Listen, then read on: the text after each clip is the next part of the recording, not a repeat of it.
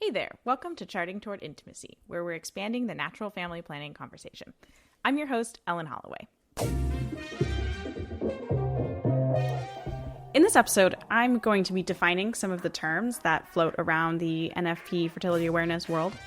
The reason for this episode is not to say, hey everyone, this is the right way to do this, and you all need to use these terms in the same way that I do.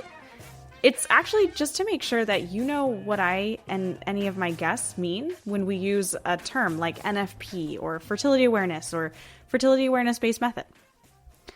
So with that, I want to start with fertility awareness.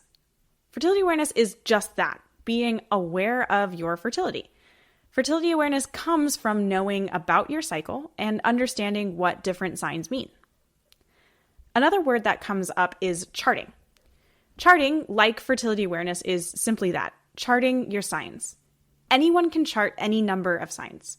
Charting can be as simple as a 14-year-old girl who gets her period for the first time and begins marking in her planner when her period comes.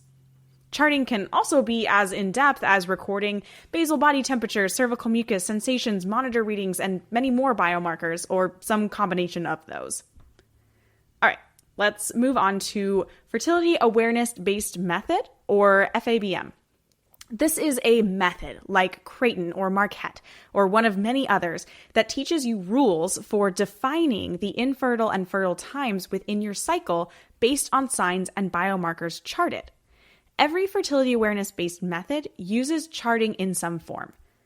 In order to postpone a pregnancy, a user would abstain during the possibly fertile time of her cycle. There is a question that comes up of a difference between fertility awareness method, or FAM, and fertility awareness-based method, FABM. And for the purpose of this podcast, we are going to be calling these methods with rules fertility awareness-based methods, or FABMs.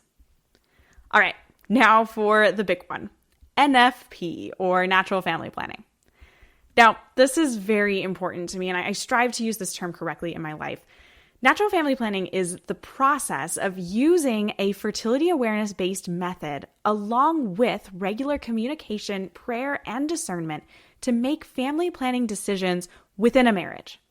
NFP is not equal to fertility awareness or a fertility awareness-based method. FABM, or fertility awareness-based method, can be secular. NFP is a term that includes the prayer and discernment of family size. All right. So now that I've explained how we're going to be using those basic terms within this podcast, and again, this isn't to say I'm right. I just want to make sure that you, our listeners, know what we mean when we use a certain term. If you have a different definition or you disagree with me, I would absolutely love to hear from you.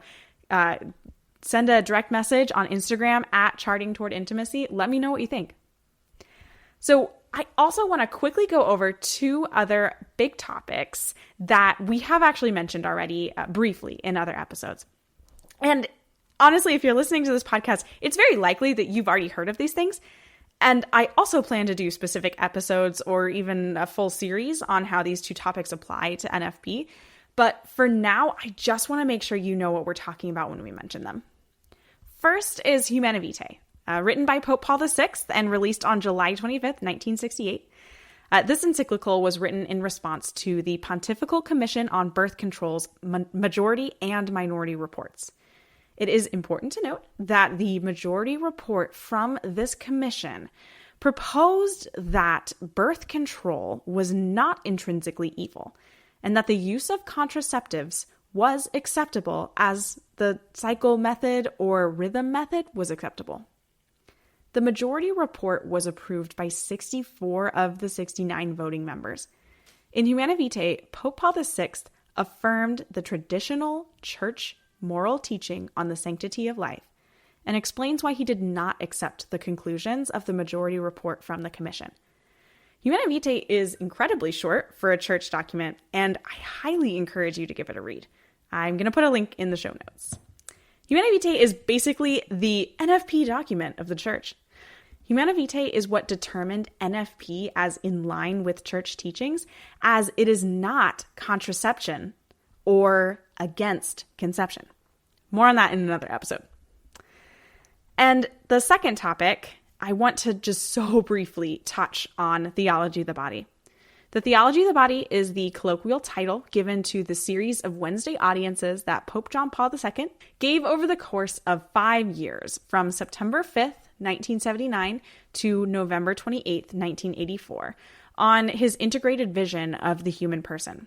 This incredibly rich and kind of long teaching is chock full of all of the good stuff that redeems the human body and helps us to understand the gift that each human is and their body is to the world and the people around them. We've mentioned TOB casually many times already, and I would really encourage you to pick up a copy of Theology of the Body for Beginners by Christopher West if you've never heard of Theology of the Body, or check out any of the resources at the Theology of the Body Institute, and I obviously will put links in the show notes for those as well.